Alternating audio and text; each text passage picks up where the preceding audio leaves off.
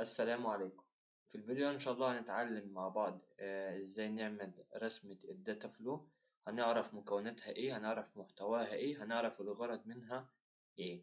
طيب، انا عندي الداتا فلو دياجرام هي كلها على بعضها بتقوم على 3 اشكال دول. عندي فايل، ده كده اسمه فايل، ده ملف موجود في الداتابيز. ده بروسيس، العملية اللي بتحصل دلوقتي. دوت الاكسترنال انتيتي اللي هو من اسمها الكيان او الشخص او الكيان اللي بيديني تريجر اللي بيعمل اكشن في الموقع. بناء على الاكشن ده بيحصل بروسيس، والبروسيس بقى ايه، تبدأ تشوف هتعمل ايه. طيب، هنعمل البروسيس بتاعتنا بناء على اليوز كيس اللي احنا عملناها قبل كده. انا عندي هنا في اليوز كيس عندي ادمن وعندي يوزر، وهنا هنشتغل على رسمتين، هنشتغل على اليوزر وهنشتغل على الادمن. تمام، يبقى انا هعمل دايجرام للادمن وهعمل دايجرام ايه لليوزر.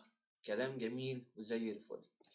نبدأ بأول حاجة ودي أساسية معانا، ممكن تكون موجودة ممكن ما تكونش موجودة، اللي هي إنشاء الحساب وتسجيل الدخول.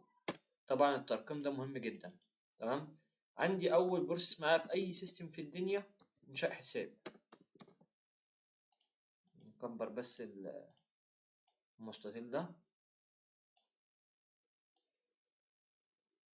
ممكن تمام كده.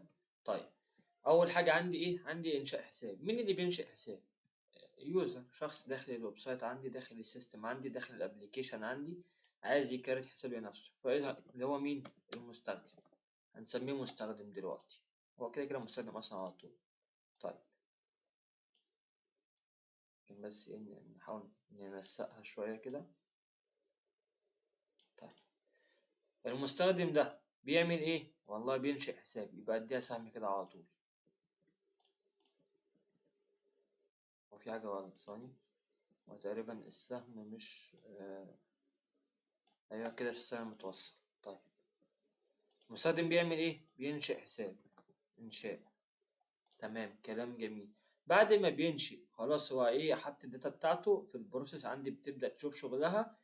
محتاج بقى البروسيس دي تطلع بيانات تبعتها على الداتابيس تسجلها. هو مش راجل بقى خلاص، انا عمل حساب عندي ومحتاج بقى ايه احفظه عندي عشان خاطر وقت ما يجي يدخل بعد كده يعمل تسجيل دخول بس على طول ويدخل. يبقى انا محتاج عندي ملف اسمه ملف المستخدمين.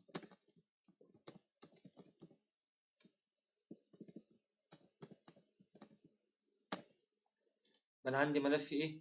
ملف المستخدمين. الملف ده المفروض يكون موجود فعليا في الداتابيز. انت يعني الكلام ده بيكون الرسومات دي رسومات حقيقية، مش رسومات انت بتخترعها من خيالك. تمام، دي بتبقى رسومات بناء على السيستم بتاعك اللي موجود في النظام. طيب، ايه اللي بيحصل هنا؟ انا دلوقتي ايه، انا كيوزر بعمل انشاء لحساب جديد، صح؟ يبقى انا بعمل هنا ايه في الداتابيز؟ بضيف. يبقى بكتب هنا كلمة ايه؟ اضافة. الكلام ده مهم جدا ولا يقل اهمية عن الشغل اللي احنا بنعمله كله. طيب، اول خطوه عندي انشاء حساب. تاني خطوه خلاص هو مش هنشأ حساب، خليه يدخل بقى، يبقى تسجيل دخول. طيب، وهبدأ اربطهم ببعض. طلع سهم من هنا ادخله هنا، تسجيل دخول كتبناها تمام. وهبدأ بس ايه، اغير ترتيب البروسيس. طيب، مين اللي بيسجل دخول؟ المستخدم. هات لي يا باشا ايه، سهم منه. هو بيعمل ايه هنا؟ بيضيف بيانات، صح؟ طيب، تسجيل الدخول دي او البروسيس دي، هل هي بتضيف بيانات معايا في الداتابيز؟ المفروض لا، يعني هي ما فيش تسجيل دخول بتضيف، هي بس بتعمل تشيك، تحقق. طب هي بتعمل تشيك ازاي؟ والله هي بتمسك بيانات المستخدم وبتمسك البيانات من الايه، داتابيز، وتبدأ تقارن الاتنين. حلو، كلام جميل. يبقى هي بتجيب داتا من الداتابيز، صح؟ يبقى هات يا باشا ايه، سهم من الداتابيز. خلي بالكم الاتجاهات دي مهمة جدا، مهمة، وعشان خاطر هيبقى مبني عليها الكونتكست فيما بعد ان شاء الله. تمام، فانا هنا ايه، بعمل تحقق، بجيب داتا عشان خاطر اعمل تحقق. طيب، كلام جميل. انشأنا الحساب وعملنا تسجيل دخول، بس يا ريس انا مش شايف انشاء حساب هنا ولا تسجيل دخول هنا. هقول لك حاضر. انشاء حساب وتسجيل دخول دول بروسيس عامة، حاجة كده بيزك، ما ينفعش سيستم ما يكونش ايه موجود فيه الاتنين دول. فهم اصلا مش شرط انهم يتحطوا، ممكن يتحطوا على فكرة عادي جدا في اليوز كيس، بس ايه، مش شكل بروفيشنال، يعني اللي هو ايه، ممكن تدي انطباع وحش عن الشخص اللي بيبص على الدياجرام بتاعك. هي كده كده اصلا هي معروفه حاجه بديهيه، مفيش سيستم في الدنيا من غير ايه، من غير لوجن وريجستر. تمام. طيب محتاجين نطلع هنا الوظائف او الحاجات البروسيس اللي هنا، الوظائف اللي فيها بروسيس اللي تخص اليوزر. اول حاجه عندي بحث عن كتاب. طيب نجيب البروسيس بتاعت البحث عن كتاب دي. بس يا ريس هي بحث عن كتاب بروسيس؟ هي ليه مش بروسيس اصلا؟ انا دلوقتي واقف في السيرش بار وليكن بعمل ايه، بدخل الكلام ده مثلا وليكن بدخل اسم كتاب، صح؟ ايه اللي بيحصل؟ مش وانا بدخل اسم كتاب بيبدأ يظهر لي الكتب الموجودة بناء على الكلام اللي انا كتبته في السيرش بار. يعني حضرتك مثلا بتيجي بقى واقف في موقع امازون، تيجي تعمل سيرش عن حاجة، مش بعد ما بتكتب الكلام او انت يمكن اثناء الكتابة بيبدأ يظهر لك اقتراحات؟ يبقى هنا ايه اللي بيحصل؟ في رد فعل اهو، في بروسيس بتحصل، في بروسيس شغاله، صح؟ يبقى دي بروسيس. طيب البروسيس دي مين اللي بيعملها؟ اليوزر. يبقى هات لي سهم منه. يبقى خدنا سهم من اليوزر. تمام. ونيجي هنا نقول ايه؟ بحث. الكلام ده برضو مهم جدا. طيب انا هنا ببحث عن الكتب، صح؟ طب هو فين ملف الكتب؟ تصدق مفيش. طب سهل يا عم، احنا فيه ما نعمل ملف. هاجي هنا واقول له ايه؟ ملف الكتب. طيب انا هنا البيانات بتدخل ولا بتطلع من الملف؟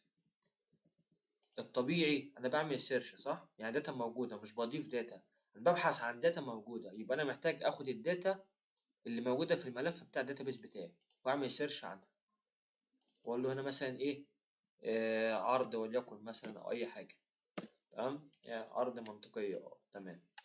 طيب المستخدم ده مش المفروض يعني كلوجيكال كده او كمنطق يتعرض اصلا الكتب عليه؟ يبقى انا المفروض اخد سهم من هنا، اروح بيه على فين؟ اروح بيه على اليوزر. نجيب بس السهم ده ننزله تحت خالص كده دلوقتي عشان ما يعملناش ايه، لخبطه. يبقى انا بعمل ايه؟ عرض للكتب. كلام جميل وزي الفل. يبقى انا عرضت الكتب على اليوزر. مثلا هو ايه، لقى كتب كتير او ايا كان عايز يبدا يعمل سيرش، فبيعمل سيرش وابدا اخد الكتب هنا من ايه، من الملف الكتب، ببدا اظهرها نتيجه للبروسيس بتاعتي. طيب بعد البحث عن كتاب بعمل ايه؟ والله عندك طلب كتاب وعندك عرض حالة الطلب ومش عارف ايه والكلام ده كله. طيب طلب كتاب نيجي نعملها.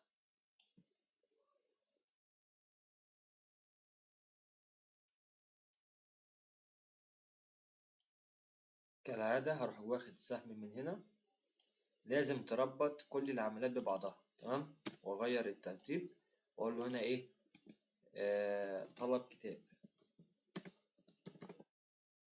كلام جميل وزي الفل. مين اللي بيطلب الكتاب ده يا ريس؟ اليوزر. يبقى نعمل ايه؟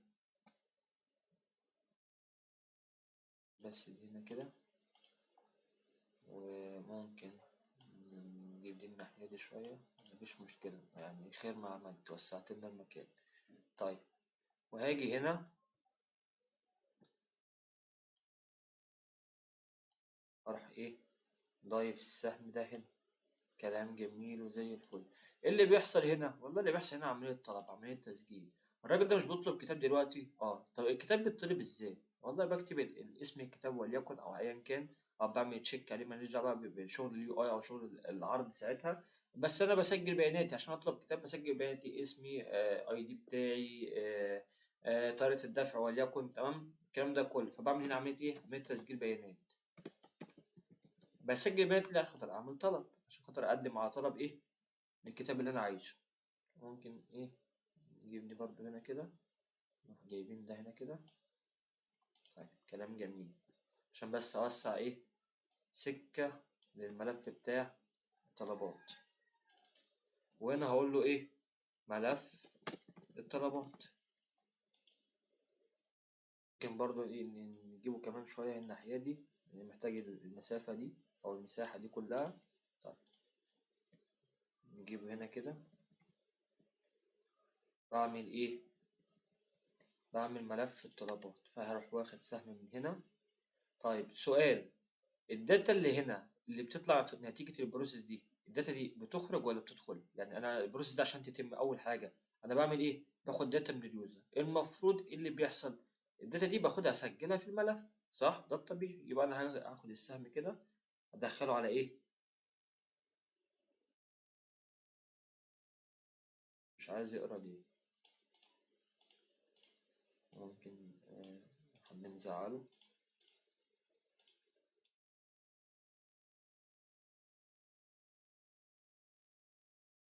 بس تمام كده، كده زي الفل. انا بعمل ايه هنا؟ بعمل حفظ البيانات او تسجيل البيانات او تسجيل طلب ايا كان ممكن، بس يعني ممكن نحط كلمة واقعية شوية، نقول له مثلا ايه؟ اضافة طلب او اضافة الطلب. طيب، كلام جميل وزي الفل. يبقى احنا هنا عملنا اضافة للطلب بتاعنا، عملنا بحث عن كتاب، عملنا تسجيل دخول، عملنا انشاء حساب، عرضنا البيانات او الكتب للمستخدم. عندنا ايه تاني؟ عرض حالة الطلب، مش عارف ايه، بين تحديث بيانات المستخدم. المستخدم دوت مش ممكن يحدث بياناته؟ اه ممكن يحدث بياناته. السهم ده يعملنا مشكلة، ممكن نلغيه دلوقتي، بس ايه نخلينا فاكرين. طيب، انا عايز اعمل بروسيس هنا كمان اسمح بيها لليوزر ان هو ايه؟ يحدث بياناته، ولكن انا عندي عرض حالة الطلب الاول، عايزين نعملها الاول. احنا كنا قلنا مش هنعملها بس هنعملها عادي. هي مش هي مش مشكلة يعني، تمام، بس تتعمل. زيادة الخير خيرين. يعني هنا 5 رقمتها أوصل ببعض. تمام، كلام جميل. طيب، عرض حالة الطلب. عرض حالة الطلب دوت مين اللي بيشوفه؟ والله اليوزر. طب عرض الحالة دوت عبارة عن لا ضيقة أوي، شكلها وحش، شكلها وحش جدا كمان. ممكن نخليها كده أحسن. عرض حالة في اكشن اليوزر بيعمله معين عشان خاطر يتعرض له؟ لا، هو بس هو بيتعرض، هو عرض، اسمه عرض. يعني حاجه مش محتاجه بروسيس، ما بسجلش داتا، ما بعملش بروسيس على داتا معينه، ما بعملش معالجه لداتا. فايه اللي بيحصل؟ هي بتبقى معروضه زي ما كنا عارضين الكتب من شويه. تمام. فباجي انا بقول له ايه؟ عرض الحاله. حلوه الحله دي، ماشي. عرض الحاله، كلام جميل وزي الفل. عرض حالة الطلب هجيبها منين؟ من ملف ايه؟ ملف الطلبات. يعني مش محتاج، يعني والله هي سهلة وبسيطة وجميلة ومش محتاج أي حاجة. بس ايه، خلينا نوسطن دي كده ونجيب ده هنا. طيب، أنا هنا بعرض داتا، بحط داتا في الملف ولا باخد داتا من الملف؟ لا، باخد داتا من الملف. وبقى هندلها أنا مع نفسي بقى ايه؟ كراجل مبرمج بقى. مش ده؟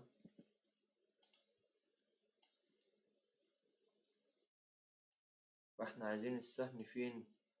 السهم هنا. مم. هتنشف فرقنا أنا عارف.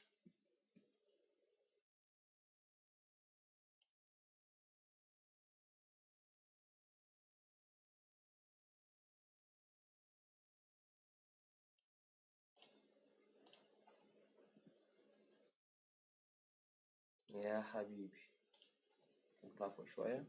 بس تمام، شغل جامد. تعالى انت هنا كده. إلى حد ما يعني احنا بنحاول وربنا بيسهل يعني. طيب، هنا انا بعمل ايه؟ بعرض داتا، عرض، بس كده. يبقى انا هنا عرضت حالة الطلب لليوزر، وعملت طلب كتاب، وعملت البورس بتاعة البحث، وطبعا ايه؟ اللوجن والريجستر اساسي معانا في اي ايه؟ في اي سيستم. عندي حاجة تانية تخص اليوزر؟ يعني الى حد ما لا. بس هل اللهم صل على النبي، اليوزر كده معروض عليه الكتب؟ لا. نجيب الملف بقى او السهم اللي احنا كنا شايلينه من شوية، نبدأ بقى ايه؟ نرجعه تاني. لازم اعرض له الكتب. طبعا عرض الكتب مش بروسيس، لازم تبقى ايه؟ بالشكل ده. هو في حاجة انا نسيت اعملها. هقول لك انا نسيت ايه. تحديث بيانات المستخدم.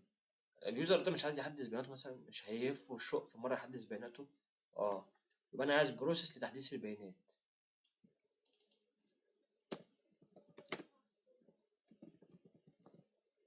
نفس الكلام اللي عملناه قبل كده هنعمله تاني. نجيب السهم، هو روتين اتعودت عليه، عملتها مرة الموضوع اتهرس معاك بقى زي الفل. طيب لا، البيانات كده صحيحة إلى حد ما صحيح، ربنا يسهل.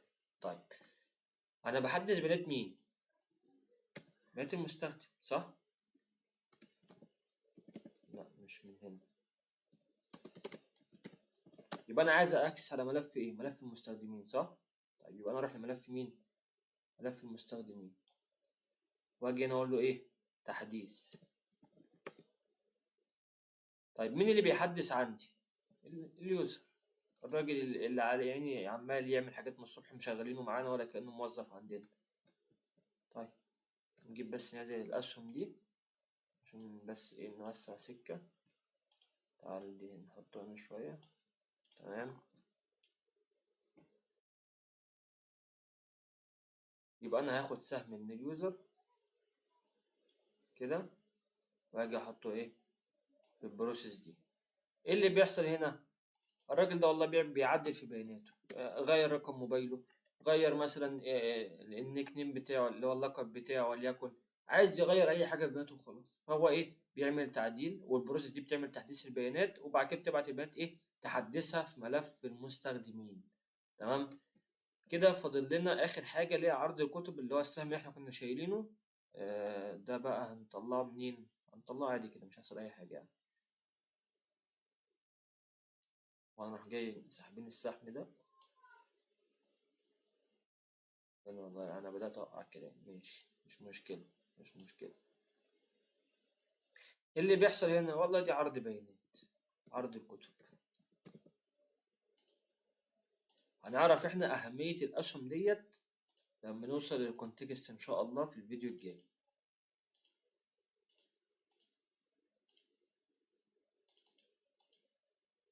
يعني بنحاول بس نوضحها شويه مش اكتر. تمام.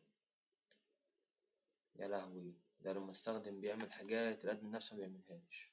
طيب يبقى انا عملت بروسيس الانشاء، اللوجن، السيرش، الاوردر، عرض الحالة، تحديث البيانات. عملت كل البروسيس اللي موجودة عندي بالنسبة لمين؟ لليوزر.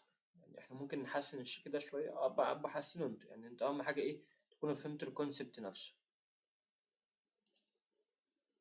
طب ايه مش همسكك والله ما انا معدل حاجة. يلا.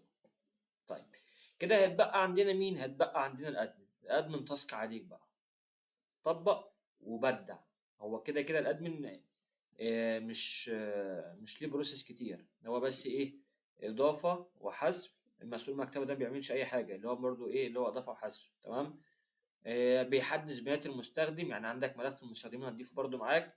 بيعرض حاله الطلب، يعني عندك ملف الطلبات برضو هيبقى موجود معاك تاخد منه داتا. تمام. بس برضو ايه مش هيبقى زحمه زي اليوزر كده. تمام. اعمل جزء بتاع الادمن وخد وقتك، ممكن تعيد الفيديو مرة واتنين وتلاتة لحد ما تفهم الفيديو إن شاء الله. يعني الشرح مش صعب، أنا كنت ببسط على قد ما أقدر. عندنا 3 ملفات استخدمناهم، عندنا ملف الكتب، ملف الطلبات، ملف المستخدمين. طيب ملحوظة، الدياجرام بتاع الأدمن ملوش لوجن، ملوش إنشاء حساب، سوري ملوش ريجستر إنشاء حساب، هو ليه لوجن عادي. تمام. لكن إنشاء حساب ملوش. طب ليه ملوش إنشاء حساب؟ هقول لك ليه. لأن اللي بيعمل أصلا الايميل او الاكونت بتاع الادمن الشخص اللي بيبني السيستم، هو بيعمل اكونت مخصوص للادمن. لان ما ينفعش ايه اعمل، ما ينفعش اضيف ادمن من داشبورد. هو ينفع عادي بس ده مش صح، دوت يحطني في زون فيها ريسك كبير. فيستحسن ان الاكونت بتاع الادمن البروجرامر بيبنيه وقت ما ايه هو بيبني السيستم بتاعه. فانت هتعمل في الادمن كل حاجه عادي جدا، بس مش تعمل انشاء الحساب. تمام. كده يكون الفيديو خلص. اشوفكم ان شاء الله في الفيديو الجاي.